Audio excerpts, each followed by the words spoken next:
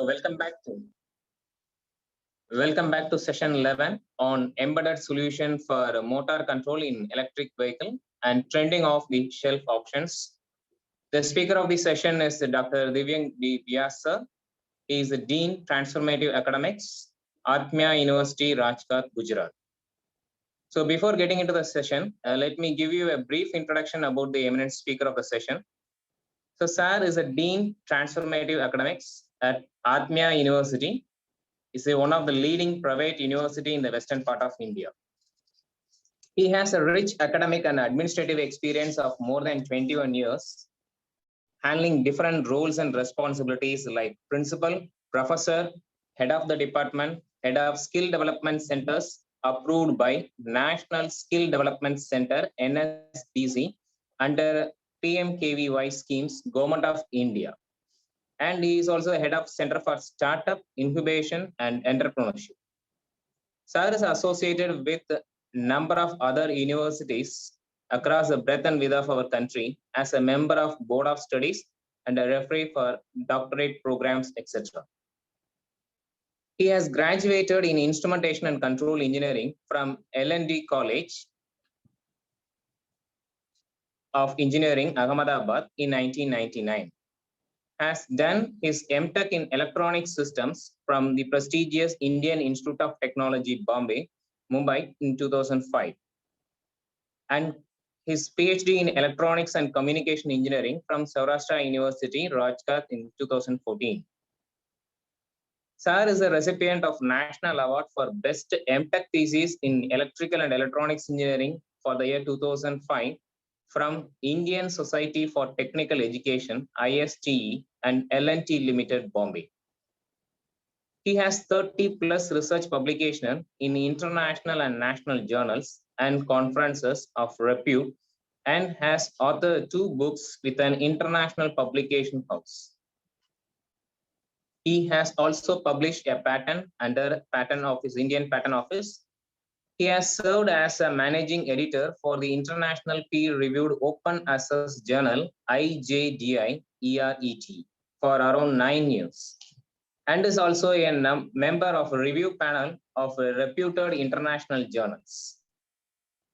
Sir is a fellow at the Institution of Electronics and Telecommunication Engineers, IETE India, and is also designated as Chartered Engineer by the Institution of Engineers India. He was one among 4 faculties selected from India for attending international training program on Industry Revolution 4.0 at the Center for Instructor and Advanced Skill Training, CIAST, Malaysia, under Malaysian Technical Cooperation Program 2019. Sir is a recognized resource person and has successfully conducted 100 plus short-term courses, workshops, and expert sessions for students and professionals from academia and industries. He has close tie-ups with industries and has completed 20 plus projects for industries, primarily falling under the MSME sector. Sir, area of interest are embedded system, industrial automation, digital signal processing, and total quality management in higher education. It's a great privilege in introducing such an outstanding academician and an administrator. Everyone is eager to learn from you, sir, and I hand over the session to you, sir. Thank you very much for the kind introduction. Very good morning to the organizers as well as the participants. The introduction, sir, has used very kind words, but it would be more satisfactory for me to add value to this program and maybe to add some knowledge content to the participants who are participating in this faculty development program. With your permission, sir, can I share my presentation and start with today's session? Yes, sir. Yeah. Please, sir.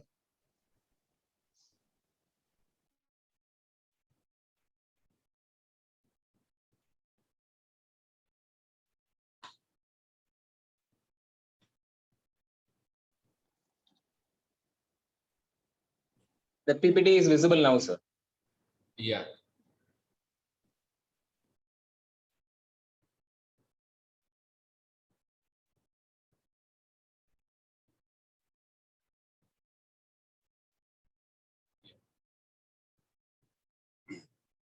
So I think we are good to go. Yes, sir. Yeah, thank you very much. So as sir has mentioned, I would primarily be talking for this session on embedded solutions for motor control applications in electric vehicle.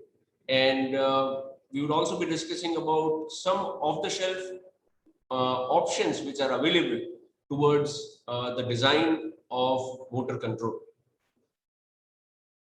I have this itself, you are basically attending 1 week of FDP on design and development of electric vehicles.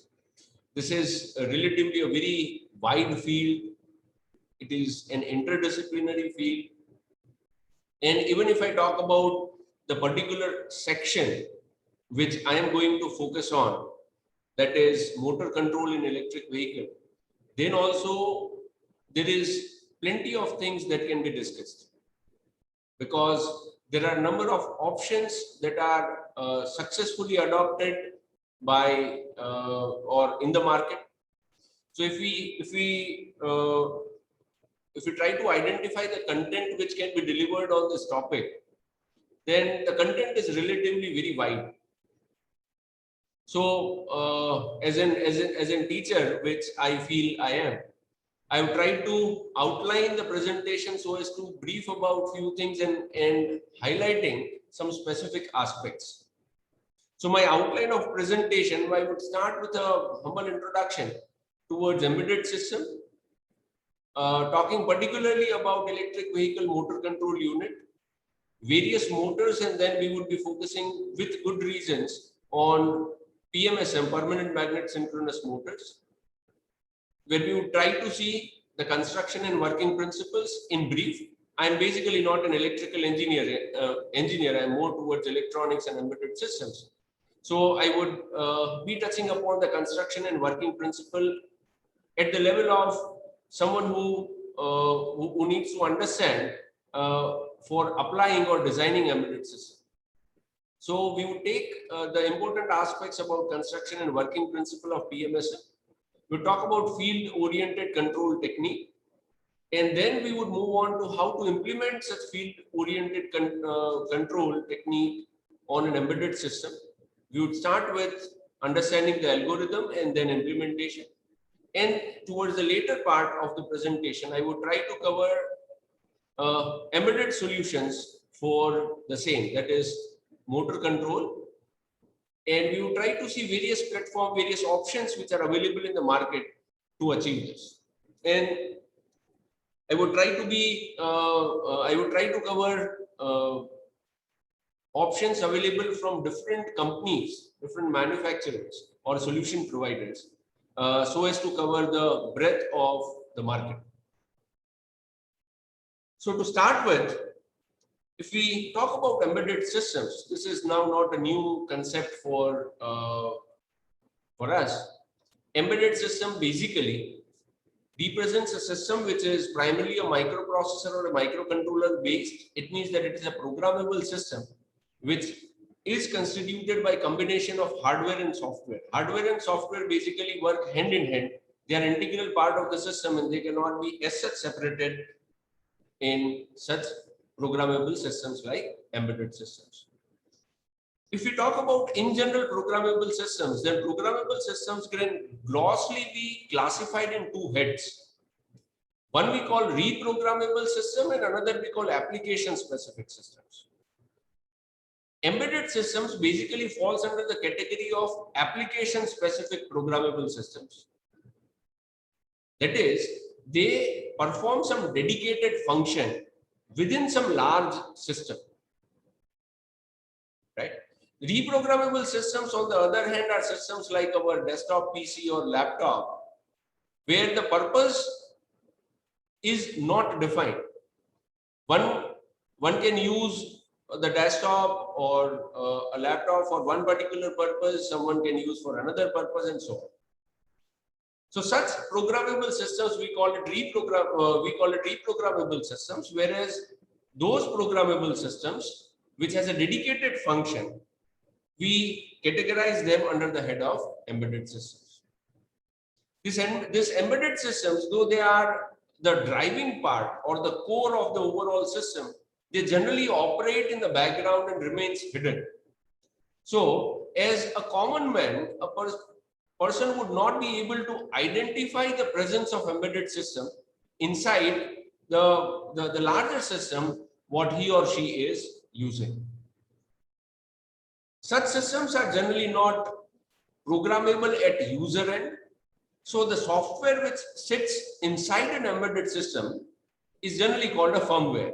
It means that it is designed by the manufacturer of the system. It is loaded in the system by the manufacturer. User is primarily using it, not able to alter or change the software. So we generally call it as a firmware. Such embedded systems are designed using a single or a multi-core processors in terms of microcontrollers, and it ranges from an 8-bit microcontroller to 16-bit microcontroller or typically 32-bit microcontroller. It may also have digital signal processors. It can also have field programmable gate arrays, FPGAs, or ASICs, so as to say, application specific integrated circuits. Just to exemplify a few of the things, then it ranges from a very small system like digital watches, like MP3 players, to relatively complex applications, whether you say industrial applications or consumer applications or IT hardware like routers, etc. And electric vehicles are one such example of embedded system. So, as the part of this session, we will try to cover how in electric vehicles we envisage the use of embedded systems. Just to share one of the figures with you, if you talk about the total programmable devices which are manufactured across the world, total programmable devices, which includes microcontroller, microprocessors, FPGAs, DSPs, etc. Then out of the total programmable devices which are manufactured, 95% of such programmable device goes inside an embedded system. Though we say, so what basically this means is that only 5% contributes to devices like laptops and desktop PCs. Even if we think at our home, then maybe we would have one or two systems similar to a desktop PC or a laptop and so on. But there would be at least 10 to 15 items in our home which would be programmable and which would fall under the category of embedded systems. Right?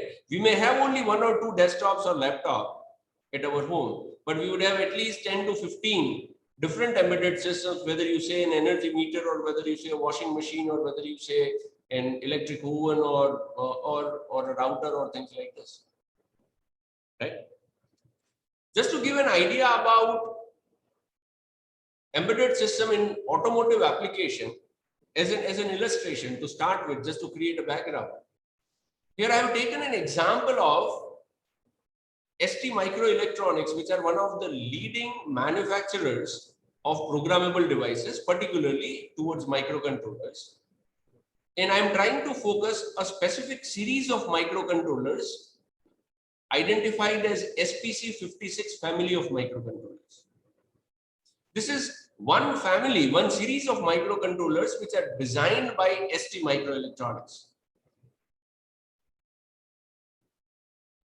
If you see the members of this family, then this has different varieties like SPC56 A-line and M-line microcontrollers. These microcontrollers are dedicated for high performance time processing applications like engine control and automotive transmission. So these microcontrollers are tailored, are designed to support needs of engine control. And when I'm talking about this, I'm not talking about electric vehicles. I'm talking about conventional current or today's date vehicles also. It means that when I'm talking about engine control, it is a petrol engine or a diesel engine or an hybrid machine. So this series of microcontrollers are dedicated for engine control applications. Similarly, they have a B line and D line of microcontrollers, which are specifically for the body and convenience application.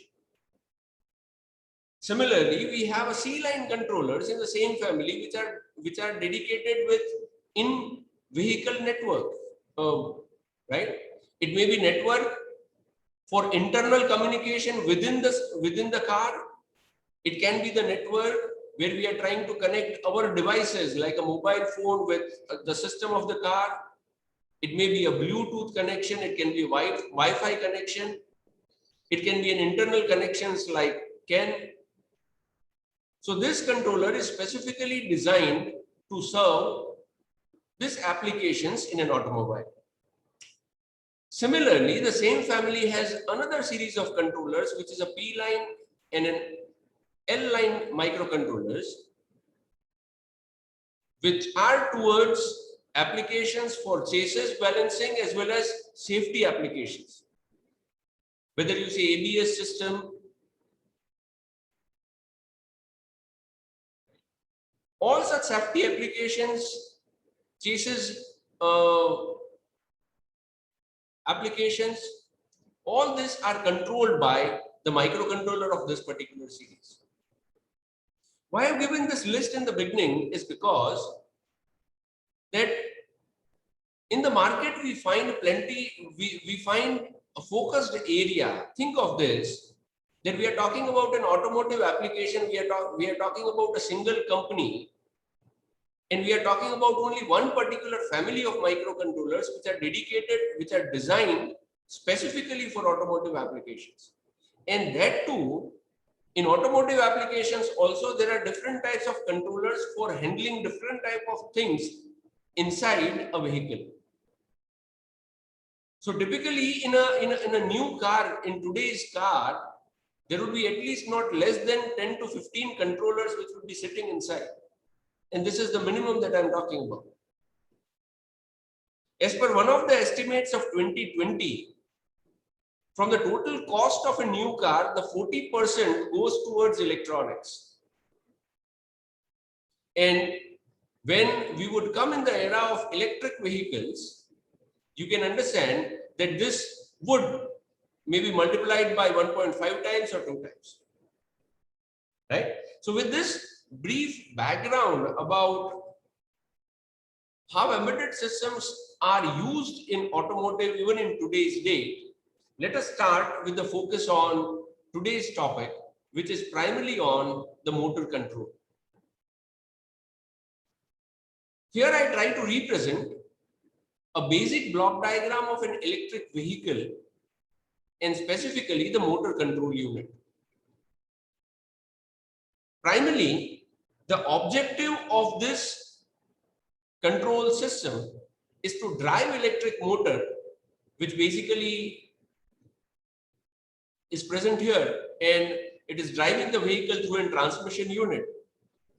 The basic objective of this control system is to drive electric motor in a controlled way by using batteries as a source. In electric vehicle, batteries are our source of energy. When I say that I want to drive electric motor in a controlled way, I mean that I want to drive as per my desire of speed and torque. The primary performance criteria that I would be looking for would be speed, the acceleration performance, which is torque, and the traveling range per charge, the number of kilometers traveled per charge. If we go a little bit in detail of this block diagram, then we have electric motors, which are the main actuators of the system. They are coupled with appropriate transmission units, say for example, gearbox, to generate the motion in a vehicle. And we have plenty of varieties of electric motor which can be part of an electric vehicle. We can have brushed DC motor, brushless DC motor, induction, that is primarily AC motor, permanent magnet synchronous motor, switched reluctance motor, and you would find each of this motor is used or referred in literature in one or the other way. It means that people have tried to use each of this motor because each of them has their own advantages and disadvantages. So you would find literature where people have focused on each different types of motor. And this is what generally happens when any particular application or a technology is in research stage. People would try to explore each and every prior knowledge, whether we can apply this to something that we are currently trying to design. Right. Going further, another important part of this block diagram is this electronic controller, and this is what the focus of today is: embedded system. Right? So this electronic controller is basically heart of the system. It is a programmable device executing an algorithm that controls electric motors to generate desired speed and torque. It receives all different kinds of feedbacks as inputs, and on basis of the feedback, this programmable device tries to control the performance of electric motor as per the need of speed and torque. Primary inputs to this controller can be the throttle position or an acceleration position, brake, gear position, current speed of the vehicle, motor voltage, and current. So not many things can be the part of the feedback or the inputs to this electronic controller. The next is the power converter and drives. This basically manipulates the output of the battery so as per the directions received from controller so as to achieve the desired motor performance. The amount of energy that should go inside an electric motor as per the need of speed and torque is decided by electronic controller, and those actuating signals are given to the power controller, and power controller accordingly controls the behavior of electric motor. This type of power controller depends upon the type of electric motor. If I'm talking about DC motor, then I would have a DC to DC converter, and if I'm talking about AC motors, I would primarily have an inverter. This drives, which is the another block present here, basically refers to a signal conditioning unit, and it also provides the desired isolation between an electronic circuit which basically operates at low power level, and power converters which primarily operates at a higher power level. So it provides the desired isolation also.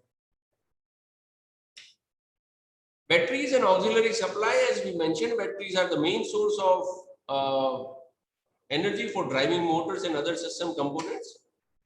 Primarily, the electronics that works in the system operates at a lower power level and a different voltage level. So you require an auxiliary power for operating this electronic circuits. So this basically is the overall block diagram of a motor control unit, typically in an electric vehicle. Now, if we try to compare electric motors that we had talked about, and this comparison would be in very brief, because as I mentioned earlier, I'm not an electrical engineer. I'm more towards embedded system and electronics. So again, I would accept my limitations on the knowledge, but yes, surely I would try to put the things as much as required to design or understand the design of embedded system. I think, sir, we are going fine with the audio and the screen sharing. Yes, sir. Thank you for acknowledging. Yeah. So let us try to review some of the options. We said that we can have a brushed DC motor. These are easy to control. Battery is DC, motor is DC, easy to control. However, they require frequent maintenance because they are brushed devices. They have low lifespan, particularly for high intensity use. Electric vehicles are considered to be in high intensity use systems, right? Where you find it very rapid changes and the changes often happens. So for devices like this, they relatively have a lower span. So primarily we would not be focusing on that. Then we have an induction motor, which is something which is very universal, low cost, high efficiency, maintenance free, long life, but relatively it requires a complex motor control circuit compared to other options that we would be looking for today. So again, we would not be considering that, at least in today's session. Then we have a switch reluctance motor. This again are very good motors. They primarily don't use permanent magnets. They are simple in construction, robust. They don't use magnets, so they have low inertia. Hence, they are good for achieving higher acceleration. But again, the problem is same. It requires relatively a complex motor control circuit. So we would not be touching upon this too. So primarily, the two competitors which stays are the brushless DC motors, what we call it as BLDC, and permanent magnet synchronous motor, PMSM motor. Right. There is quite a bit of similarity between both these motors. Maybe in earlier sessions you might have gone through that, so I would not be focusing much on this, and I would not be spending much time on this. But it is always good to link up from what we know, so as to introduce something which is new. So primarily both types of motor are three-phase machines with permanent magnet on the rotor. The rotating speed is essential for controlling in both the cases. It means that we need to have, whether directly or indirectly, we need to have the reference of what is the current rotor position if I want to control BLDC or PMS. As I mentioned, this can be through direct. It means that it can be censored or it can also be censorless. Both types of options are available or are prevalent in the market. Both these motors offer high torque per frame size. When I say frame size, I am talking about the size of the motor. For the given size of BLDC and PMSM compared to other motors that we have seen previously, these motors have a capability of offering higher torque. Both of them operates at synchronous speed, which can be controlled by controlling the frequency of the three-phase excitation that we are giving. The difference starts from here.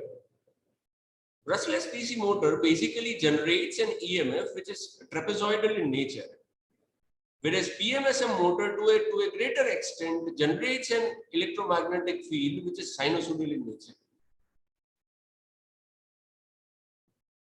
Now this creates the basic difference, and this gives us a chance to give a particular motor a priority. Brushless DC motor has a 6-step commutation control, whereas popularly PMSM motors are controlled using field-oriented control. We would discuss on that. Now the immediate effect of a trapezoidal back EMF in an BLDC motor is higher torque ripples. One can understand very easily if we try to relate this with the frequency response. If we try to understand frequency response of a sinusoidal and a frequency response of a quantity which is not sinusoidal, say for example trapezoidal, then there exists number of harmonics, and these harmonics are basically regions which generates ripples. And this ripples basically causes vibration and noise in the motor. Because in PMSM motor, we have sinusoidal nature of back EMF, this relatively has a lower torque. Again, PMSM are better in terms of electromagnetic compatibility. One would have to think of this because there sits a lot of electronics in and around the electric motor which would be operating the electric vehicle, right? So this is one of the important criteria which is considered in selection of a motor. Further, the problem of heating is higher in BLDC motors, whereas it is relatively lower in PMSM. One of the reasons is that rotor is primarily a permanent magnet. The windings are with the stator, and stator is towards the outer part of the motor, attached with the housing probably. So it has more air contact, and if required, there can be specific designs for cooling of it. So the heat management can be very effectively done in permanent magnet synchronous motors rather than BLDC motors. As I mentioned, one can find literature where all 5 or 6 different types of motors are used specifically in design of electric vehicles. To some extent, the decision is based on the expertise or the background of the work that a particular person has. And as I mentioned earlier, currently we are at the stage of exploring different options. And when we are exploring different options, we always start with something that we know. So we find literature where all different types of motors are used, and in all such literatures, advantages and disadvantages of each such motor is mentioned. Right? So far as this session is concerned, we would try to primarily focus on the permanent magnet synchronous motors. If we talk about PMSM motor, a typical construction of PMSM motor is as shown here, where I mentioned that on the stator we have a 3-phase winding, and rotor is primarily a permanent magnet. So in a stator we have a 3-phase winding which are either connected in star or delta, and this is energized primarily by the AC power. And it has its typical construction which is there for every electric motor, so as to provide the low reluctance path for magnetic flux. The rotor in PMSM is a permanent magnet. This magnet can be either on the surface of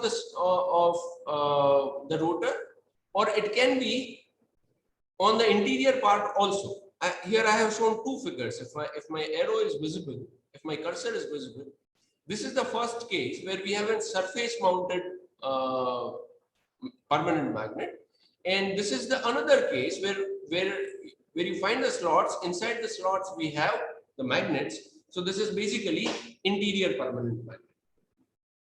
These rotors are loaded on the shaft, which primarily is responsible for transmitting the mechanical torque. So relatively, the construction is simple. How the torque is produced, how the rotor moves, again the basic principle remains same for almost all different types of electrical machines. Right? It is the attraction between the stator and the rotor magnetic poles. Rotor is primarily a permanent magnet. Stator would act as an electromagnet. When energized, it produces a particular field. The rotor magnetic field and the stator magnetic field, when they come in opposite polarity, they lock with one another. And now if the stator magnetic field is rotating in nature, it is not stationary but rotating in nature, the rotor would also tend to rotate at the same speed. It means that the attraction which exists between the stator magnetic field and the rotor permanent magnet, they lock with one another. And if now the stator field is rotating, the rotor would also rotate. Typically, in a no load condition, the rotor and the stator pole axis would be identical. That is, they would be facing exactly opposite to one another.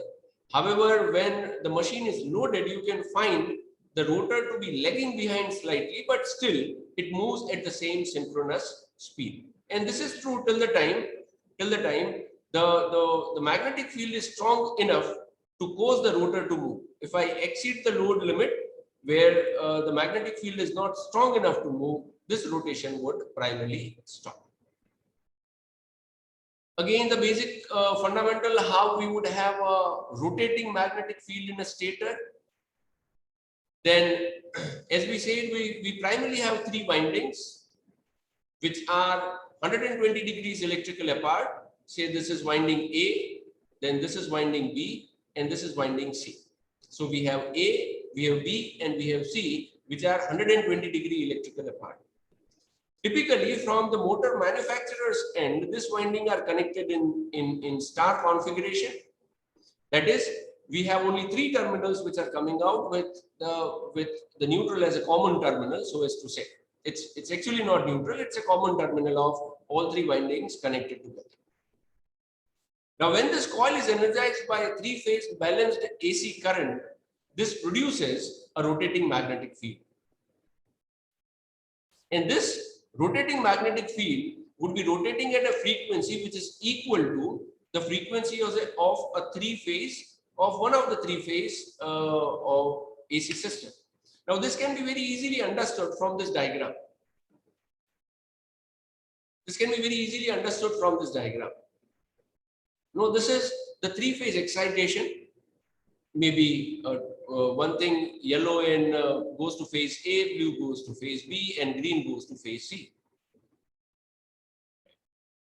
If we take this particular instance, then we identify. I hope my cursor is visible. Yes, sir. Visible, sir. Yeah. If we take this first instance, then we identify that the current in phase A is positive, whereas in phase B and C is negative. So as shown here, maybe if I consider positive current to be the current entering, so we have current entering in phase A and current leaving in phase B and C. In any case, this satisfies Kirchhoff's law of current. So current entering would be equal to current leaving. So now, if we say in coil A, the current is entering, so it would leave from A bar, which is at this particular end. In phase B, the current is leaving, so it would leave from this part, so it should enter from B dash. Similarly, for phase C, the current is leaving, so it would leave from this point, so it should enter from C dash. So now what we have is that this A, B bar and C dash has current going inside. The direction of current primarily decides the direction of the magnetic field, right?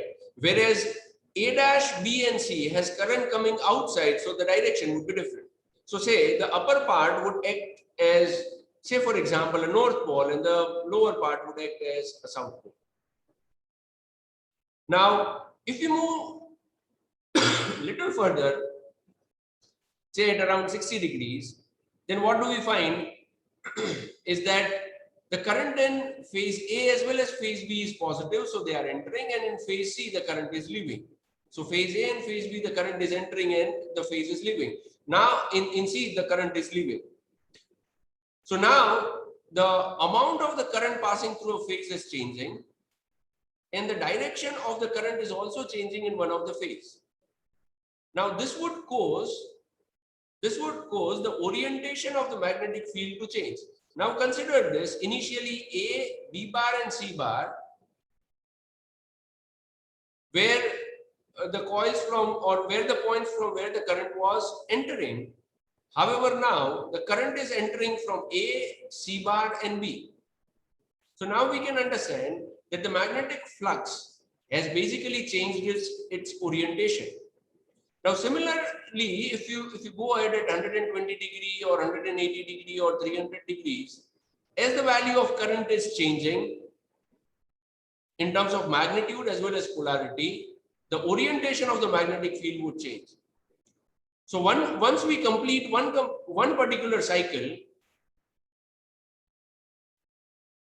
the stator field would primarily rotate by one rotation. So this is what we say, that the magnetic field is rotating, and it is rotating at a frequency same as the frequency of the AC excitation. For permanent magnet synchronous motor, the control technique that we are going to discuss is primarily the field oriented control FOC. And the basic idea in FOC, field oriented control, is to control the strength and the position of the stator magnetic field by controlling the current which is passing through each of the phase. This is the basic principle of field-oriented control. So talking about this field-oriented control, before we actually go to the algorithm of this, let me try to introduce some of the basic aspects and terminology which we need to keep in mind. See, our ultimate target, let us not forget this, our ultimate target is to implement a control system for a PMSM motor on an embedded platform. This is what our ultimate target is. So now if I try to do what I need to understand for this, then obviously for implementing an algorithm on an embedded platform, I need to first understand what is the working of the thing. It means that what would be my algorithm? My algorithm would come from the basic understanding of what I have to do. So currently we are at a state where we are trying to understand that what is the field-oriented control technique. And to understand this field-oriented control technique, we need to understand some of the terminologies which are useful in understanding this technique. So let us start with this. Now, if I'm talking about stator windings, we have 3 windings. Now, each of this winding has one reference axis that points to the direction of the magnetic field which is produced by that phase winding. This is called the phase magnetic axis. If I'm talking about phase A here, this is the magnetic axis of phase A. Similarly, we have 3 axes, we have 3 stator windings which are 120-degree apart. So we have this magnetic axis for phase A, we have similarly magnetic axis for phase B, and we have magnetic axis for phase C. This primarily talks about one of the windings. Say if we have one of the winding, your magnetic axis would primarily be in the direction of the magnetic field which is produced. Now this is commonly referred as ABC fixed reference frame. Phase A, phase B, phase C. This is called ABC fixed reference frame. Now similar to this magnetic axis of the stator, the rotor also has a permanent magnet and it also generates a magnetic field.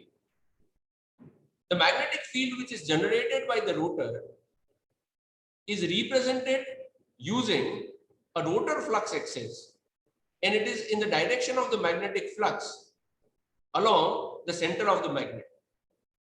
So this axis which is shown in blue here, is called the rotor flux axis, and it is also popularly called as direct axis. This is related with the magnetic field produced by the permanent magnet of the rotor. Perpendicular to the rotor flux axis, that is D axis, we define an axis which we call it as a torque axis. This is also referred to as quadrature axis because it is at 90 degrees with respect to the direct axis D axis. So now with reference to rotor, we have 2 axes, one we call D axis and another is Q axis. The magnetic axis of the stator are called stationary reference frame because stator is stationary, whereas the magnetic axis related with the rotor are called rotating axis because rotor basically rotates. So so this axis, as I mentioned, they are not stationary and they move with the movement of the rotor. Now, what is the essence of field-oriented control? As discussed earlier before a couple of slides, we are trying to change the stator current so as to get the desired speed and torque. Going one step further in detail and specifying it particularly in context to this axis and the currents, then the basic essence of field-oriented control is to align the stator current vector, which I have shown here by red, by a dotted line, IS. Stator current vector basically represents the vector summation of currents of all three phases. It means that current in phase A, IA, current in phase B, IB, current in phase C, IC. The vector summation of this is called the stator current vector IS. And in FOC, the target is to align the stator vector along the rotor torque axis, that is Q axis. It means that we would always try to have this IS aligned with Q axis, that is perpendicular, something which is perpendicular to the rotor flux. Why do we need to do that? Just pause for a while and I would also come to the clarification of the same. But in field oriented control, our effort, continuous effort, would be to align this stator current vector along Q axis.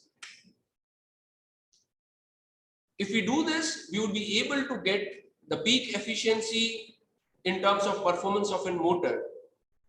So in field oriented control, what basically we would be doing, we would try to identify what is the position of the rotor at any given moment of time, and then control the stator current such that the magnetic flux which is produced by the stator winding is aligning with the torque axis, the Q axis of the rotor. Or I can say it should be at 90 degrees apart from the stator flux axis, that is B axis. Whether you say it aligns with Q axis or whether you say it is at 90 degrees from B axis, both of them are same. So primarily what we would do in FOC is we would try to identify what is the position of the rotor, which is indicated here by theta E. Now remember in the previous slides, we discussed that to control PMSM motor, we need to have an idea about the position of the rotor. So this theta E is basically what we would be looking at. This would be giving us idea about what is the current position of the rotor. And according to this position, I would try to change the current in my stator windings such that the stator current vector aligns with the torque axis. Because the rotor is continuously changing, this theta E would continuously change. It means that we would have to continuously change the currents in the winding so as to keep the stator current vector parallel to my Q axis, the torque axis. Now, why do we need to do this? Why the current vector should be aligned to the Q axis? Then let us try to visit. These are standard relations available in all standard textbooks and literature. Let us try to visit the relation between stator current vector, the rotor flux, and the motor torque. So in this expression, this is a standard expression. You pick up any good book and you would get this expression there. This is the torque, and torque is expressed in terms of the rotor flux, that is the flux which is produced by the permanent magnet PM, and the current in phase A, phase B, and phase C. Theta E basically represents the position of the rotor. Now, if we try to see this relation, we find that the relation, this relation gives us maximum torque when the rotor flux axis and the stator current vector are perpendicular to one another. It means that if the stator current and the rotor flux are perpendicular to one another, it means that the stator current vector is at 90 degrees to B axis, or it is aligning with Q axis, maximum torque is produced. Right? So this is the reason why we need to align IS with Q. This is why we need to align IS with Q. So understand this. This is something which we would keep a note of. This would be helpful when we would be designing the algorithm for embedded system. That the D component of the current vector IS will be 0 because we want it primarily to be aligned with Q axis. So the D component will be 0. Fine. Now, what is the importance of field-oriented control? This technique dates back to almost 50 to 60 years, and why it is still so important and in use today. There are a few basic reasons which I have found in literature and which I am trying to list here. As what we have mentioned is that we have to align stator vector perpendicular to the rotor flux axis. It means that we have to primarily control sinusoidal currents in 3 phases, that is phase A, phase B, and phase C, from moment to moment. Because these currents are sinusoidal in nature, because they are time varying quantities, they are relatively difficult to control, both in terms of mathematical complexity, in terms of computing and controlling when we are implementing it in terms of an embedded system, and also in terms of the frequency response that we would be able to achieve. So if we try to directly control these currents, it is not going to give us good results, particularly when we are talking about high-speed applications. So we would not have an efficient control of PMSM if we try to directly control the currents of phase A, phase B, and phase C. So what we try to do in oriented control is to have the same problem but with a different perspective. And what is the change in the perspective? The change in the perspective is to look at the problem not in regards to a 3-phase stationary reference frame, that is in terms of phase A, phase B, and phase C, but in terms of a rotating reference frame, that is DQ reference frame, which is primarily rotating in synchronous with the rotor. Now, doing this, the AC quantities get represented in terms of DC quantities, and now we would have an easy control over the speed of the rotor, and the speed of the rotor would not affect the quality of control. There are a few good analogies which are used in regards to this. Suppose that we are standing on a side of a road and we are given the task of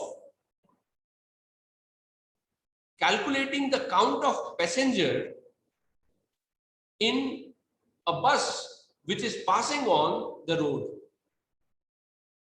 Now, if a bus is moving relatively slow, then while standing on the side of the road, we would be able to count the number of passengers inside the bus to a good level of accuracy. But suppose the bus is traveling at a very high speed, then certainly standing at the side of the road, it would be very difficult for us to estimate what is the total count of passengers inside the bus. This is what I'm trying to say when I say that if I try to look at controlling the currents which are sinusoidal in nature in phase A, phase B, and phase C, then the currents are time varying, and the reference frame with which I am trying to look at this is primarily a stationary reference frame. So I am basically on the side of the road and I'm trying to count the number of passengers in a bus where the bus is moving and moving relatively faster. Now suppose that to do the same task, that is to count the number of passengers inside a bus, instead of standing on the side of a road, if I jump inside the bus, it means that if I am now inside the bus and the bus is moving, but now I am inside the bus and now I am supposed to count the number of passengers, then certainly it becomes a piece of cake. It is very easy. So now what we have done is that we have jumped to a rotating reference frame. Now, if we, from this rotating reference frame, if we try to see time varying quantities, then this time varying quantities and this rotating reference frame basically are changing at the same rate. So this time varying quantities becomes a DC quantity for me. It means that they are not changing. So what field oriented control basically does is it gives us a different perspective of looking at things by changing the reference frame through which we are trying to analyze. So the quantities which were varying, which were AC quantities, when I look at in reference of a stationary reference frame, now appears to be a constant or a DC quantities when I change the reference frame to a rotating reference frame. Yes, but to jump into the bus, you would have to do something. And this is what we would have to do in terms of writing an algorithm. Right? So let us try to take this point as a note here, and what we would do to do this, we would discuss in the coming slides. Another advantage of doing this, apart from ease of mathematical computation, another advantage of doing this is, by doing this, we would primarily have two independent controls over the magnetic field generation as well as torque generation. We know that magnetic field is primarily along D axis, whereas the torque axis is primarily along Q axis. And we would be able to independently control both of this. So this basically explains the working principle of field-oriented control. You would have to be with me to understand this, though it looks to be bulky. It looks to be with a lot of information, but things are relatively simple. Let us start from the leftmost part, where we have three currents of phase A, phase B, and phase C. This is shown in terms of a waveform at the top. We have, whenever we say that we are trying to look at the same problem with different perspective, then what always comes to our help are different mathematical tools, what we call transforms. Say I have a time domain problem, but I want to have a look at what is the frequency behavior of this problem. Then I would probably use something like a Fourier transform, which takes me from time domain to frequency domain. Say, for example, if I'm trying to analyze an audio signal or a music signal, just looking at that signal in time domain, plotting that signal in terms of the magnitude versus time, it is not going to give much information about what the content of the music signal is. But then I change my perspective. Then I say that, okay, I don't look at this in terms of a time frame, but I look at it in terms of a frequency frame. Then how would I be converting a time frame problem into a frequency frame problem? Then what I primarily use is a mathematical transform, say for example, Fourier transform.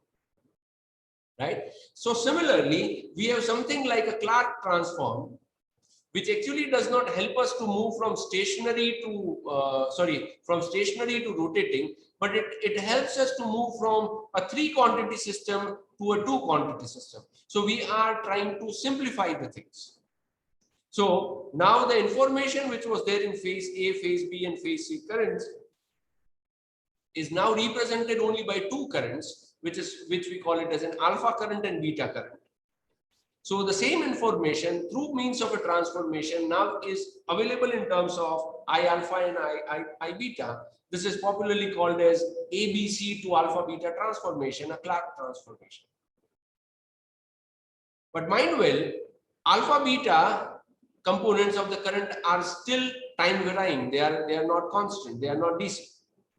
So then we make use of another transform, which is a Park transform. This is jumping from a stationary rotating reference frame to something which is rotating. From a stationary reference frame to a rotating reference frame, this is what the Park transform helps us to do. And this would convert the information which is present in terms of I alpha and I beta in terms of ID and IQ. Now with this information, this is the information of counting a passenger while standing inside the bus. Now with this information, we would try to implement the control algorithm so as to identify what changes I need to bring in the stator current so as to get the desired speed and the torque. So that control part would happen here. What would be that control part? We would discuss it as we move further. But that would happen here. And this control part would generate some corrective signals, that what correction I need to bring in. Let us say that these corrections are in terms of voltages on D and voltage component on D axis and voltage component in Q axis. So it gives me the corrections in terms of voltages in D and voltages in Q, to which I apply inverse Park transform, because ultimately I cannot apply voltages which are in terms of D and Q to phase ABC, because they are not in terms of ABC. So I use inverse Park transform, and then I use inverse Clark transform to move to identifying the voltages of phase A, B, and C, which would make the necessary changes in my stator currents so as to achieve the desired speed and the torque. Now, if you see here, to apply Park transform as well as inverse Park transform, we need an additional information about what is the angle of the rotor, that is theta E, which we have discussed in previous slides, right? So this is something which one has to keep in mind. So if we try to see what is happening, then here we have a three-phase system. Applying Clark transform from three-phase system, we move to two-phase system. Two-phase system primarily means two quantities to handle, whether you say alpha, beta, or DQ. We are working with two quantities. And then again, inverse Clark transform would help us to move from two quantity system to three quantity system. If you talk it in terms of time varying and non-time varying quantities, then up to Park transform, we have AC quantities, because alpha, beta, as well as A, B, and C are time varying quantities. But D and Q then are DC quantities, because we have changed the reference frame.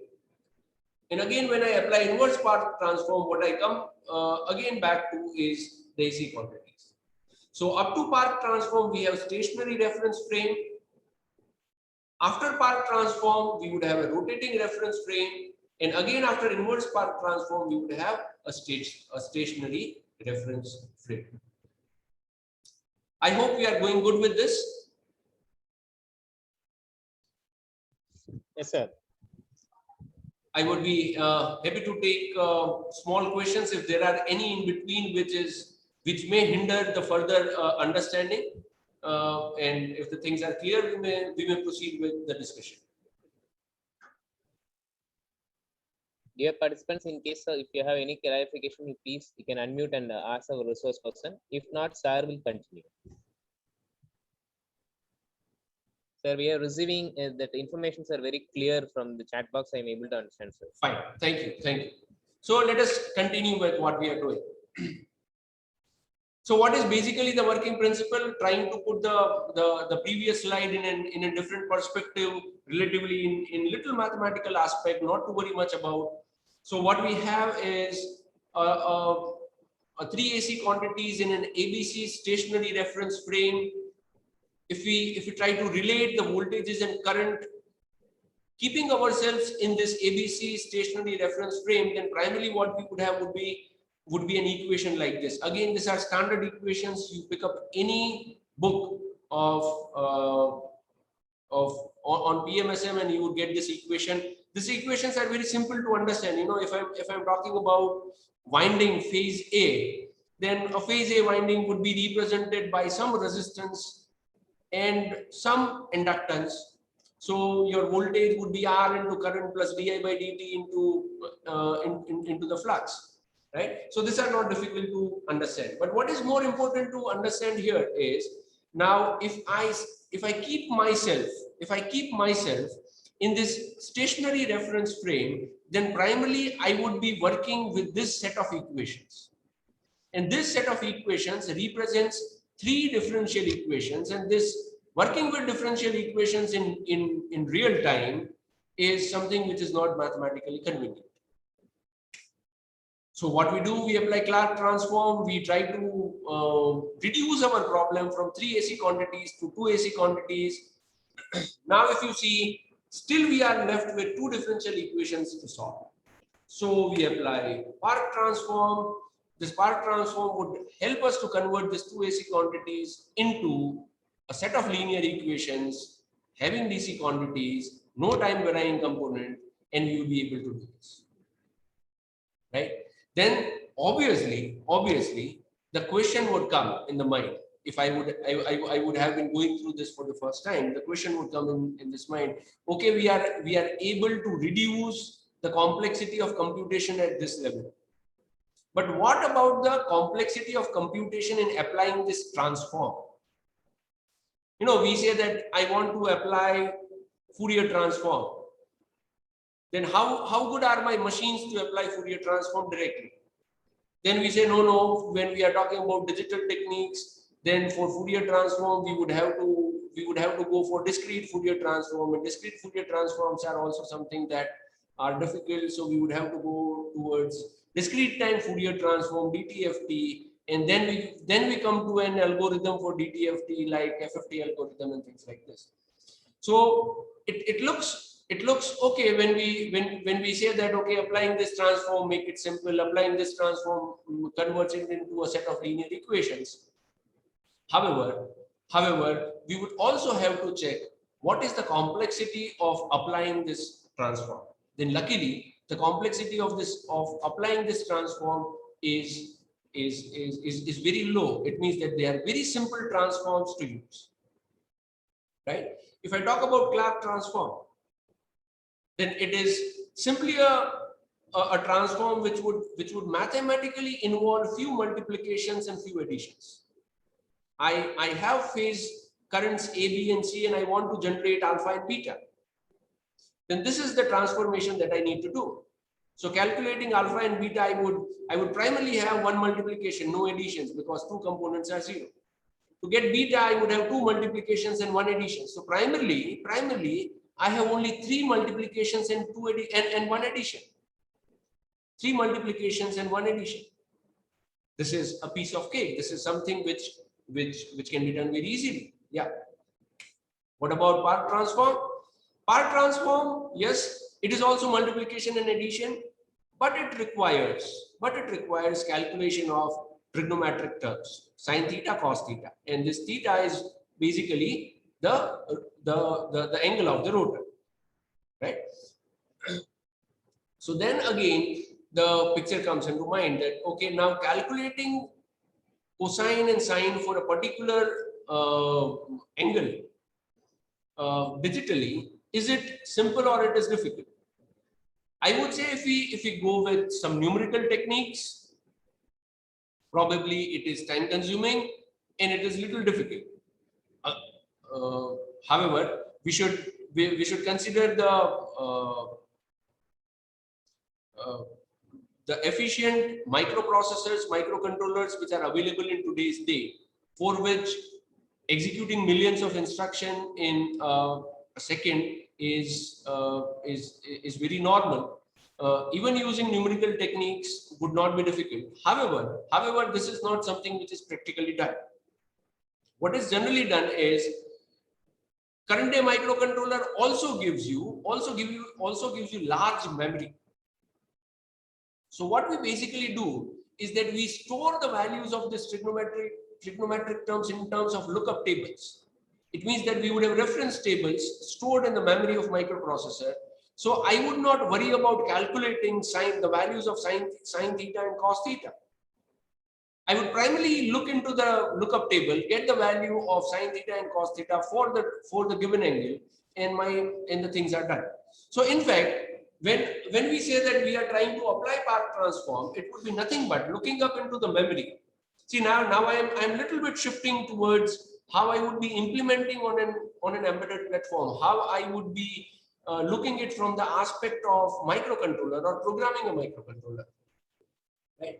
So when I'm applying Park transform, basically what I would be doing would be I would be looking into memory, going through the lookup table, identifying the values, and then doing few multiplications and additions. So there are no iterative numerical techniques which are present, right? So these are relatively very low load transformations. They does not computationally load the machines while they are being applied. Right. However, certainly, as we had discussed before, and again we are trying to make a note of this, we need to have the information about the rotor position to execute this transform. So now let us come to the algorithm. Right? Let us come to the algorithm.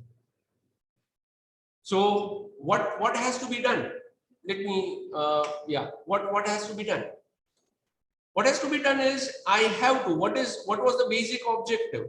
If we try to recollect something that we have discussed in last few slides, then we mentioned that the basic objective of a field oriented control is to align the stator current vector with the q axis of my rotating reference frame. For this, what I have to do? For this, what I have to do is I have to identify what is the current position of the rotor. According to the current position of the rotor, I would have the position of d axis and q axis. Now, according to the position of d axis and q axis, from the information of what is the current position of current stator current vector, I would try to identify that by what amount should I move my current vector so that it aligns with the torque axis, the q axis. And to move this stator current vector by that much amount, what is the change in the phase currents that I need to do? Yes. So in the first step, I would try to measure the 3 phase currents so that I would have an idea about what is the position of my stator current vector at this point of time. I would translate this information in terms of the rotating reference frame by applying Clark and Park transform. So primarily from A, B, and C, I would get the information in terms of D and Q. Now, on basis of the need of the speed and the torque and the current position of the rotor, I would regulate my current vectors, certainly at the level of D and Q, ID and IQ, so that as per the desire, I am able to generate my torque and speed. I would be able to identify these values in an DQ reference frame. So again, I would apply inverse transforms, Park and Clark, and I would get the values in terms of the correction voltages that I need to apply in phase A, phase B, and phase C. So moving from step 2 to step 3 is again something like I have jumped into the bus, I have calculated the number of passengers, and now my work is done, so I would jump out of the bus. So it is something like taking inverse transform. Let us try to understand this little in a detail. So step 1, measure the phase currents and apply transform. Considering that all the 3 windings are primarily connected in a star form and it satisfies Kirchhoff law, we basically don't need to measure 3 currents, we need to measure only 2 currents, and the third current would primarily be the algebraic summation, right? So here I have shown that we are measuring the current of phase A, we are measuring the current of phase B, and then I can calculate the current of phase C. Let us consider it this way. In a phasor diagram, let us say that in phase A, I have a current of 1.5 amperes. In phase C, I have a current of 1.5 amperes. Again, I consider both these currents to be entering. So in phase B, I would have a leaving current. So I have shown it in the opposite direction. Don't get confused with this. It would have been better if I would have shown it here. Let us consider that current is entering in phase A and current is entering in phase C. So certainly if the current is entering in phase A and phase C, then the current would be leaving in phase B. Let us say that the current entering in phase A at a particular instance of time, I'm taking a sample. I'm taking a sample. So this is a single value. So at a particular instance of time, say the current in phase A is 1.5 amperes, current in phase C is 0.5 amperes. Both these currents are entering, so I have considered them to be positive and I have plotted them along the line of both the phases. But then the current in phase B is leaving, so I have shown it in the opposite direction of the direction of phase B. And that current would be equal to minus 2 amperes because 1.5 plus 0.5 would give you this. Now, if I add these 3 vectors, this is my vector of current B, this is my vector of current A, and this is my vector for current C. I would get the stator current vector IS, which is shown here by the red line. Now, with this, we need to apply transforms. So, what primarily we would do in a transform? First thing that we would do in a transform is that instead of 3 axes, phase A, phase B, and phase C, now I select only 2 axes, alpha and beta.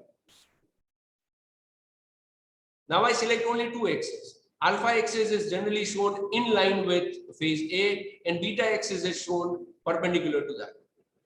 So now something which was represented by 3 axes is now represented only by 2 axes. It means that now IS is projected in 2 components, IS alpha and IS beta, I alpha and I beta.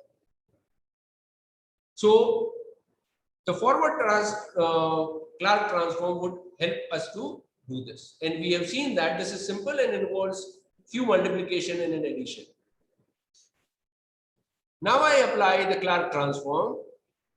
So now from alpha beta, I try to project it over a rotating reference frame. So say the rotating reference frame is my DQ. So this is D and this is Q. And say the current position of the rotor is at angle theta E measured from alpha or phase A, which is generally taken as a reference. So now I project IS on D and Q. Mind well, this D and Q are continuously moving. If D and Q are continuously moving, IS is also moving. If the magnitude of IS is constant, the projection on both this would remain constant. This is what we mean by DC. So applying this, doing this needs the information of the rotor position, and it is done using computing few trigonometric values as discussed in the previous slide. And these trigonometric values are basically taken from a lookup table rather than numerically calculating. This brings us to step 2, regulating the current vectors. So now I have to identify that where would be my location of IS so that I can get the maximum torque or desired torque. So now if we try to see, this can be done by putting a control block which would decide the value of, which would decide from the reference values of IQ and ID, this would decide what should be the correction that should be introduced. So this can be achieved using two proportional integral closed loop system. One may be for the D component and another may be for the Q component. So this is my PI controller, proportional integral controller. We know this. This is again not that difficult and that new concept. Proportional integral controller are particularly useful when you can have a proportional controller, PI controller, and PID controllers. Proportional controller inherently has a problem of offset. So we generally don't use it alone. We use it with integral, which eliminates the issue of offset. And we generally use PID when we need to apply some phase corrections, because introducing differential control action would basically give you a phase lead. So if you have issues like this, where you need phase compensations and things like this, then we use differential mode of control also. However, this is not required here. So we would be going with PI controller and it would be sufficient enough. You would certainly find literatures where people have used different types of controlling algorithms. They've used neural, they've used fuzzy, they've used different things. Then they say that the improvement is so and so percentage. But as per my experience and to my observation of the literatures, I think the improvement or the change in the efficiency that you achieve is not that significant. So PI controller satisfies the need quite comfortably, right? So for getting the value of correction that I need to do so as to achieve the desired D component, I would have one PI loop. Now from the previous slide, we had also made a note on that slide.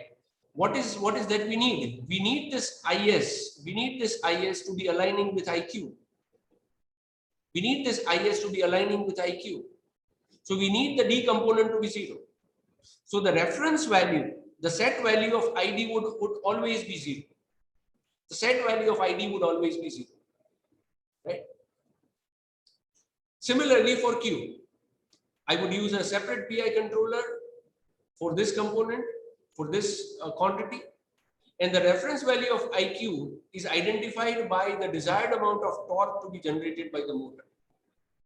It means that this IS, what would be the strength of this IS along this Q, would primarily be defined by the amount of torque, and this inputs basically comes from the external inputs like a throttle or gearbox and things like this, right? So this information basically would decide this reference value. See, reference value comes from outside. It is not a part of control loop. It is just a reference value. It is a set value to which the control loop has to work. So that value comes from the environment or that value comes from the outside. It is not part of a control loop.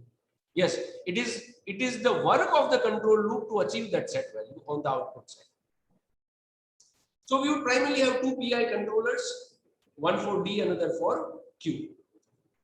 Now the output generated from this closed loops are still in Q and D frame. So we need to apply the inverse transforms. First inverse Park transform and then inverse Clark transform. And if we try to see the relations of inverse Park transform and inverse Clark transform, then they are also very simple, few multiplications and additions or reference to a lookup table in the memory of microcontroller. So this is also something which is not difficult to do. So at the end of the day, what we have? At the end of the day, we have correction voltages which has to be applied to phase A, phase B, and phase C, which would orient my stator current vector such that it would be perpendicular to D axis and the magnitude of it would be as per the requirement of the torque. So this three-phase correction voltages, UA, UB, and UC, how would I be giving it to? How would I be giving it to the motor? Certainly, I would be giving it through motor in terms of PWM commands. And typically, the technique which is used in PWM commands for controlling the motor speed is space vector modulation, SVM. SVM in itself is something which we can discuss elaborately, but I think that is not in the scope of the current session. And I am sure in one of the sessions during this FDP, you would have a discussion on space vector modulation. So I would not be touching upon that. I would simply make a note here is that whatever the correction voltages are generated, they are given to a unit which we call it as a space vector modulation unit, and this space vector modulation unit would generate appropriate PWM commands so as to run the inverter which converts the battery or which connects the battery and the motor winder, right? Okay. So in nutshell, if I try to represent field oriented control in a block diagram, then I can do it like this. Say this is my motor. Be with me with the cursor. This is my motor. What I take as an input. What I take as an input are three currents. So I would measure three currents. I would need an A to D converter. Now I'm trying to translate it towards the microcontroller terminologies and the units which we find inside a microcontroller. So typically I would measure three currents. I would give it to an A to D converter. That A to D converter would give me values of IA, IB, and IC. I would also on some GPIO, that is general purpose input output pin, or a special purpose input output pin, I would have a reference of the rotor position. This reference may come from different things like an rotating encoder. So it can come in terms of pulses. There are a number of ways in which this is done. But from the motor, I would be getting two things: the information about the currents in each phase and information about the rotor position. With the information of three currents, I would apply forward Clark transform. Now I know how to do this. I would have to do some multiplications and additions. Then I would apply forward Park transform. I know how I would do this. I would do this by looking at the lookup table with the reference of this theta E. I would try to find sin theta, cos theta values and then doing some multiplications and addition. So this would give me what are the current values of ID and IQ. Now this current values of ID and IQ are compared with the desired values of IQ and ID. We know desired value of ID is always going to be 0 because we want the current vector always to be aligning with Q axis, so its D component is 0. So we need this always to be 0. However, the value of IQ that we want, the reference value of IQ would primarily come from the torque. The reference value of the IQ would primarily come from the torque value.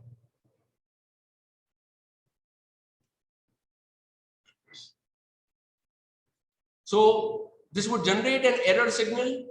This error signal would be given to a controller. On basis of the error signal, this PI controller would decide what corrections has to be done, and it generates an actuating signal. Actuating signal for D, actuating signal for Q. Then I apply reverse Park transform. So it gives me alpha and beta, and from alpha and beta, I need to generate the voltages for phase A, phase B, and phase C. And as we discussed in the previous slide, these voltages are given in terms of PWM. We would have an inverter, which would be I think the session previous to this was a session on power electronics involved in electric vehicles. So I'm sure you certainly would have this basics clear. So we would have an inverter, three-phase, and I would be turning on the MOSFETs of those inverters using PWM signal. So how to generate that PWM signals? Then depending upon the values of A, B, and C phase voltages, the space vector modulation unit would decide what to do with how to generate PWM A, B, and C. And this PWM unit would then generate operate the inverter, and that inverter would primarily be energizing the coils of the stator. So the motor would accordingly, the current in the stator coil would accordingly change, and we would get the current such that it aligns with this ID component. So this is in nutshell what the field oriented control is. Now, when we are trying to apply this, this is good so far as understanding, so far as discussions and clarity about the concept is. But when it comes to implementation part, then we would have to identify that what are the constraints, how fast or how slow should I be in performing this control action, and what are the demands of that. Then from the implementation aspect, implementation at the level of embedded system, the current loop in the block diagram is tightly coupled with the PWM frequency. And these PWM frequencies are relatively higher. Now, if you want to generate a pure sinusoidal, no, which is as such a difficult thing to do. It's very difficult to generate a pure sinusoidal. But yes, we are very close to pure sinusoidal through inverters. But in any case, if you are trying to generate a pure sinusoidal using PWM technique, then one basic thing which everyone knows and understands is the switching frequency of PWM should be high. This is typically in the range of kilohertz, 10 kilohertz, 20 kilohertz or beyond. So the inner current loop, what I'm trying to put here is the inner current loop should be fast enough to match the PWM frequencies. Right? It means that if I'm doing all this process on a controller, on a programmable device, then those programmable devices should have some desired qualities. The outer loop, that is, say for example, this torque. How often should I take a feedback from a throttle? Then maybe a throttle or an accelerator pedal is being handled by a human being, and the reaction rate of a human being is not so fast. So I don't need to be scanning it. I don't need to be scanning that feedback loop at a very high frequency in terms of kilohertz. But certainly, I certainly need to do it in terms of few hertz or few hundreds of hertz. So now from the processing part, I have a part of a control loop which operates at very high frequency, and another part of a control loop which operates at relatively low frequency.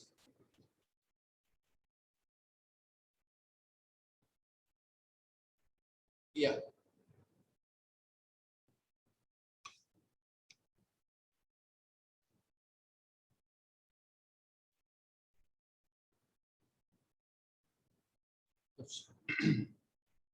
I hope things are fine. Yes, sir. Yes, sir. Yeah. Fine. So let us. Are you able to see my complete screen, or you have a problem? The entire screen is visible, sir. Okay. Fine. Now let us talk about embedded solutions for this motor control.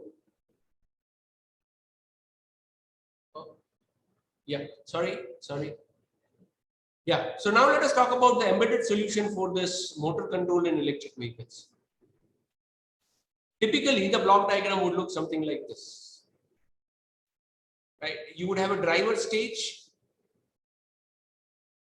a PWM or a state vector kind of thing, which would basically decide and control the positions of this MOSFETs. This is your typical three-phase inverter kind of arrangement. And whatever, then you have few feedbacks for sensing the motion as well as other inputs from the user. There can be some user interface and communications. You know, you want something on your dashboard, like what is the current speed, what is the current torque, etc. So you need some user interface communications. And this is the microcontroller, the heart of the system. So it would be receiving few inputs, and whatever the algorithm that we are talking about, that what we have to do, step 1, step 2, step 3, everything has to happen inside this microcontroller. Now, if you see market today, then you would find literatures which have attempted to do this, particularly speaking about motor control in electric vehicles. Then you would find literature where people have tried to do this using generic microcontrollers. When I say generic microcontroller, what I mean is that microcontrollers which are general purpose in nature, not specifically designed for automobile applications. This can certainly be done using generic microcontrollers, which are typically of the level of DSP processors. You can also find literature where people have tried to achieve this using microprocessors and microcontrollers that are specifically designed for automotive applications. And you also find literature where there are products available in the market where you have a high performance microcontroller with a dedicated motor control engine. Now, this is something which is relatively new in the market. I would not say new means a couple of months back. It is existing in the market, but still it is less popular. But that is the trend towards which the market is moving. For the sake of understanding, I would take example of one such solutions of each of this type, using generic, using specific microcontrollers designed for automotive applications, as well as the last category. And what I would try to do is that I would try to touch upon 3 different companies, 3 different manufacturers, so that we would also have a taste of what is existing in the market. So let me start with the first. The design using generic high performance microcontroller. I've taken an example of a DSP processor from Texas Instruments, TMS 320 series. Right. It is typically TMS 320F2812, giving idea particularly being a floating point microcontroller. So this is basically the microcontroller, the DSP. This DSP internally has number of components.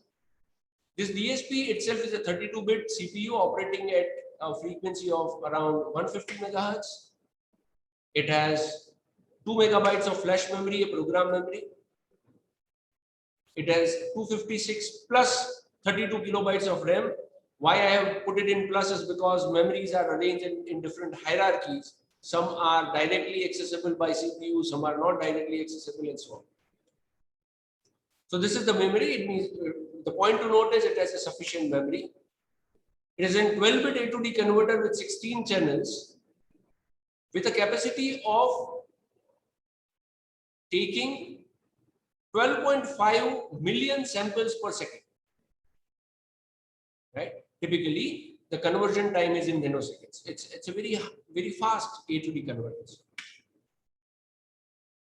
In addition to that, on chip, this processor has number of other units specifically related with event management, like timers, counters, capture units, encoder, quadrature encoder pulse circuits, which is QEP, which is particularly required because we are interested in measuring the current position of the rotor.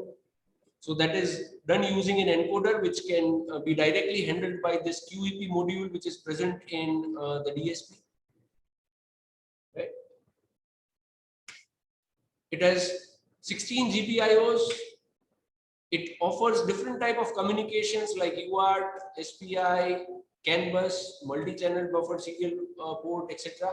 Because there would be many things which would go hand in hand with in an electric vehicle, and you need to communicate with all those things also.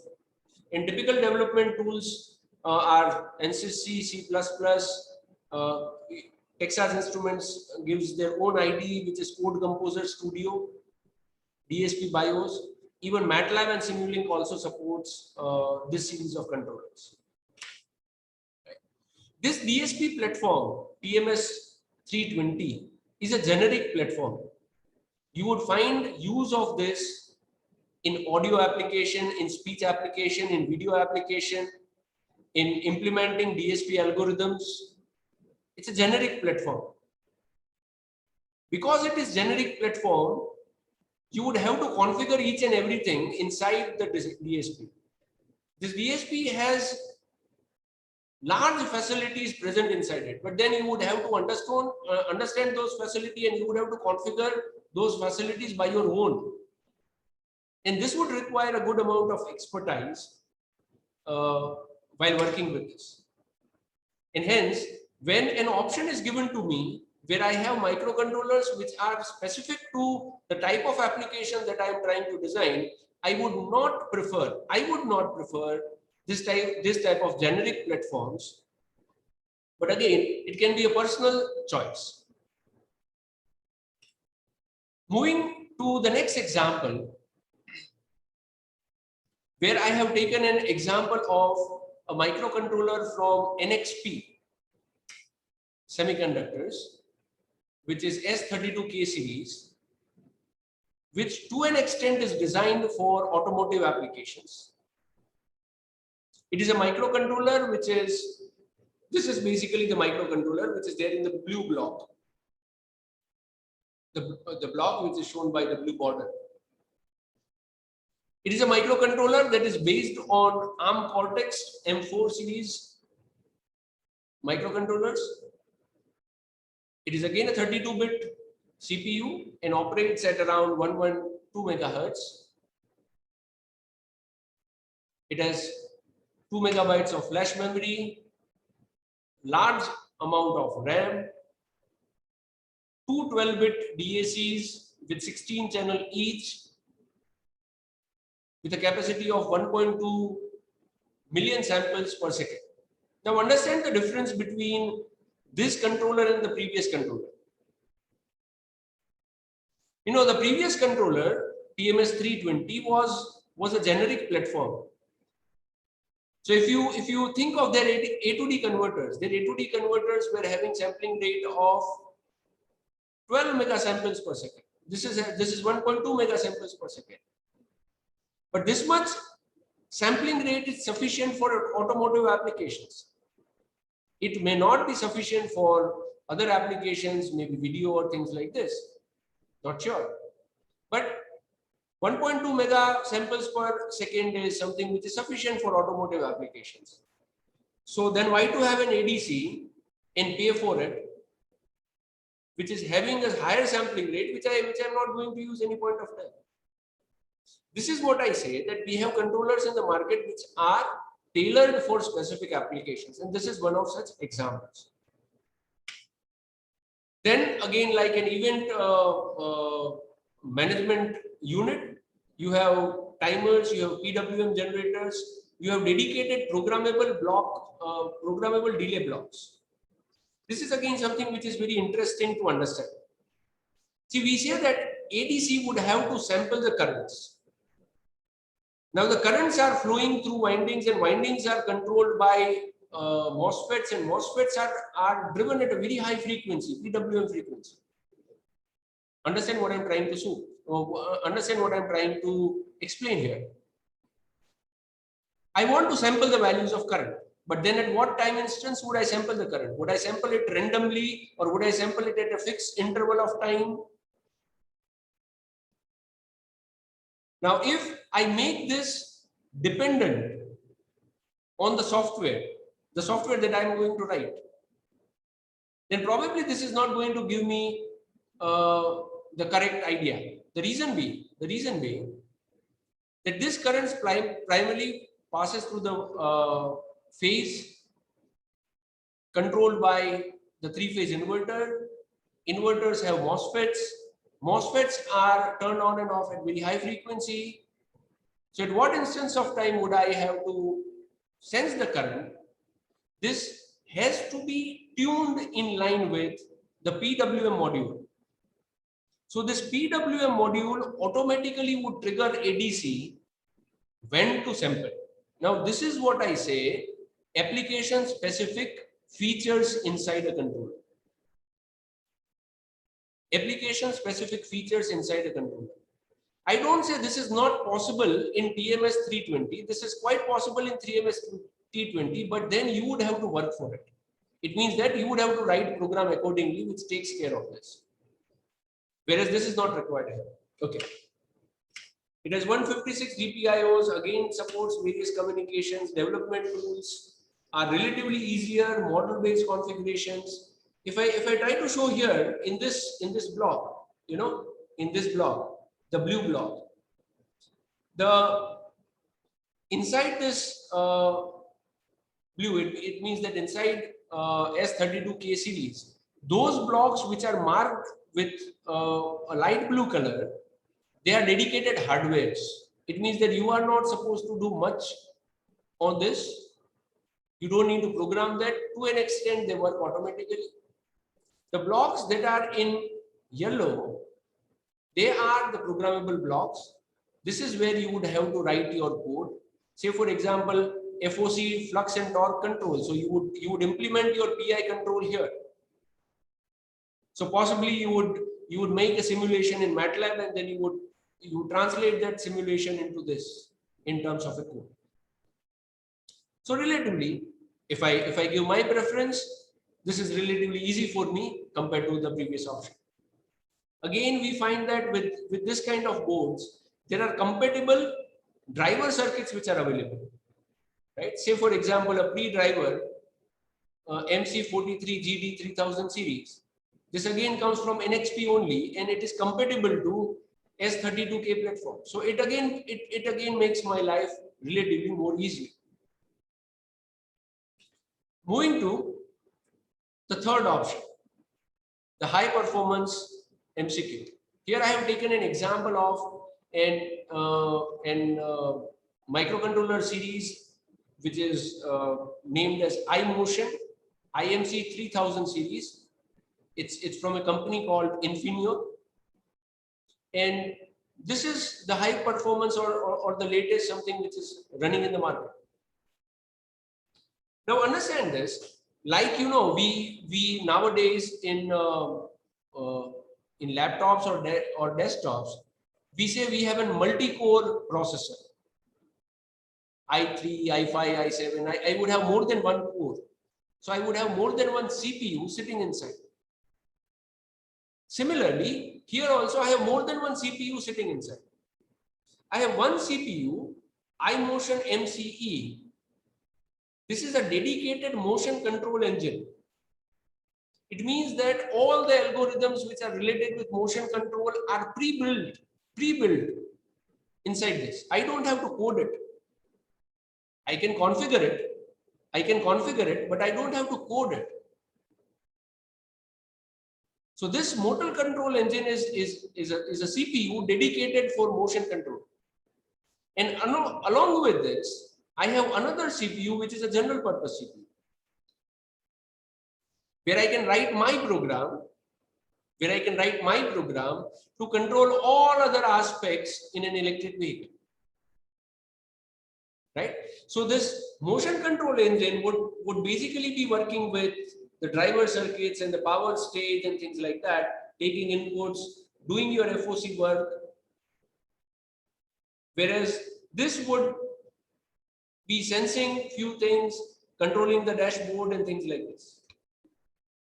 So now, as a programmer, I am relieved from the pain of writing algorithms for controlling the motion, because I have a dedicated engine which relieves my 80% of the work. Right.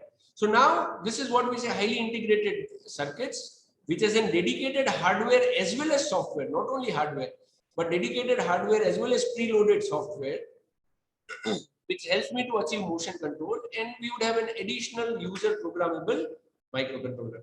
This would drastically reduce the time of development. This would drastically reduce the time of development, right? And it would give us a lower system cost. This is, I would not take you in details of this, but this is the block diagram of IMC 3000 series. Understand, this is your microcontroller general purpose. You have a motion control engine. See, you already have a dedicated block of FOC, field oriented control. You have a space vector module, right?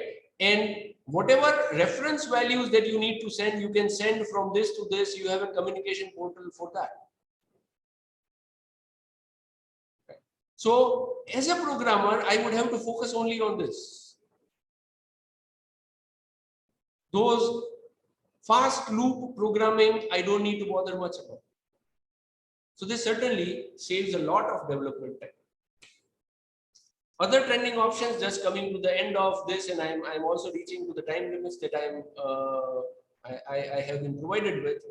Just to give you idea about a few other trends from ST Microelectronics, we have started our presentation with that SPC 56 series microcontroller. Atmel is also one of the leaders in manufacture of controllers. They have a dedicated AVR UC 3C series of microcontrollers, which are 32-bit microcontrollers for automotive applications. Renesas is again another company. They have RL78 series of microcontrollers. Microchip PIC32MK series of microcontrollers also are dedicated for automotive applications. Texas Instrument, the generic platform that we have seen, but along with its generic platform, Texas Instruments also gives microcontrollers which are specifically for automotive application. We have C2000 series, Fujitsu, MB91580 series. So plenty of options are available in the market. And as a developer, I don't worry about these options. I would try to see with what family of controllers, with what manufacturer I had been working with, and I am comfortable understanding the development tools from those companies, right?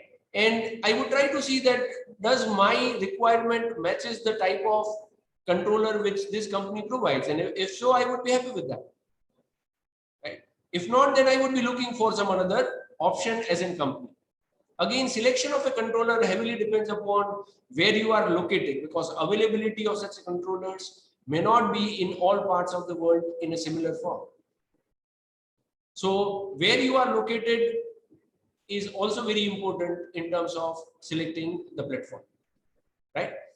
But the point to note is that this is certainly something which is very very involved and interesting as well as challenging things to do. And there are plenty of options available in the market which makes our life easier, right? And slowly the trend is that in embedded solution, in an embedded system development also, we are moving towards model-based programming. So days are gone when we would sit to write a program in C language and things like that. Certainly there are advantages and disadvantages of everything. So there would be some part of applications which you would have to write in C language, or you would have to write it in the basic programming language, and you cannot go for higher level programming language. But then there are always two sides of a coin, right? So this is something that I had thought of discussing with you.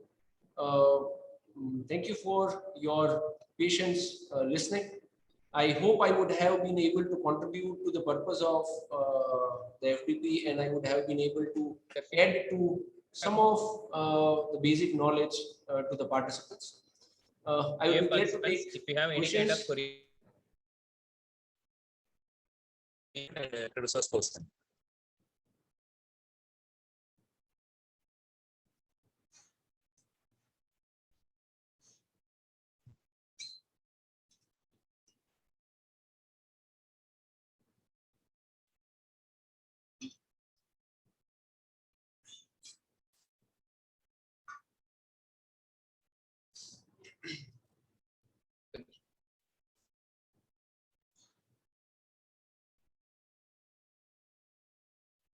Dear participants, if there is any clarification, you can unmute and you can post your queries.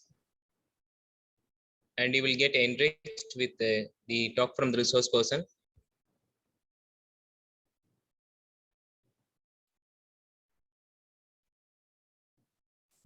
Yeah, I could see one of the question while designing sampling time for MATLAB simulation. What are the affecting parameters which needs to be considered? In MATLAB, we are only doing simulation. So the sampling, if I'm understanding your question correctly, kindly correct me if I'm not able to get it that clearly.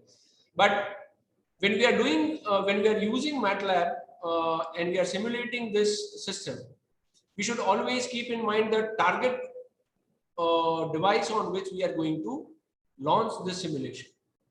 And selection of the sampling rates would primarily as per that target. As I mentioned, the basic thumb rule is the current loops, the PWM stuff has to be at a higher sampling rates, whereas the outer loops can be at a lower sampling rate. Sir, can I read the question in the chat box, sir? Please.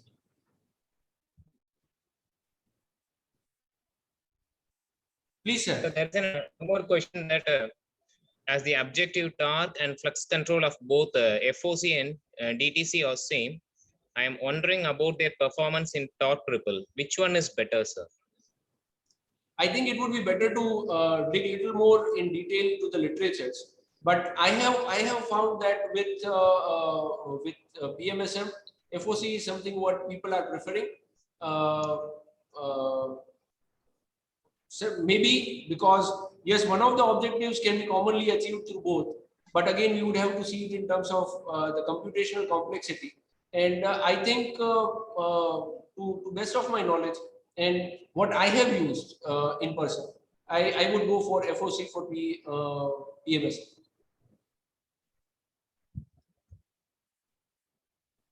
Dear participants, if there is no more any queries, then I will provide a formal vote of thanks to a respected resource person, and then we will come to an end. I hope everybody is clear. Since they mentioned in the chat box also, the session was clear and informative. Let me come to a formal vote of thanks. So it gives me an immense pleasure in proposing the vote of thanks to a respected resource person, provide us valuable information as of electrical vehicle. So it was really an enriching session, sir, and we are very clear with what to deliver. And the session was interactive, and we are hope that the session will enrich all the persons of the participants in respect to the electrical vehicles. Thank you very much, sir. Thank you. Thank you. It was my pleasure. Thank you for inviting, and thank you all the participants for giving me this opportunity. Thank you very much. Thank you, sir. Dear participants, the afternoon session will start by 2:30 p.m. Kindly join on time, please. Thank you, sir. Thank you, all the participants.